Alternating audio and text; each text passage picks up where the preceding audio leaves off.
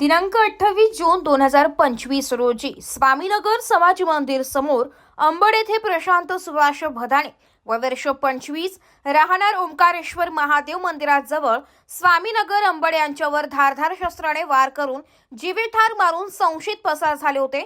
अंबड पोलिसांनी अवघ्या 2 तासात संशयित नामे सुफियान अनीस अत्तार राहणार स्वामीनगर अंबड नाशिक व संशयित आरोपी विक्की बंटी प्रसाद राहणार माऊली लॉन जवळ यांना सापळा रचून ताब्यात घेतलाय. त्यांना वरील गुन्ह्याबाबत विचारपूस केली असता त्यांनी मागील भांडणाची कुरापत काढून प्रशांत सुभाष भदाणे याचा खून केल्याची कबुली दिली आहे.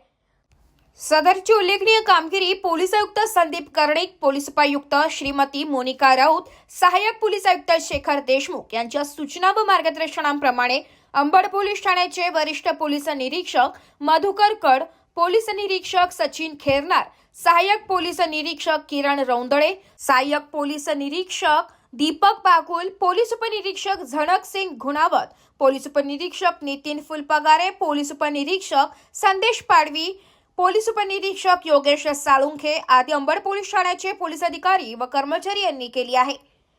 वृत्त संकलन विभाग, AB न्यूज, नाशिक.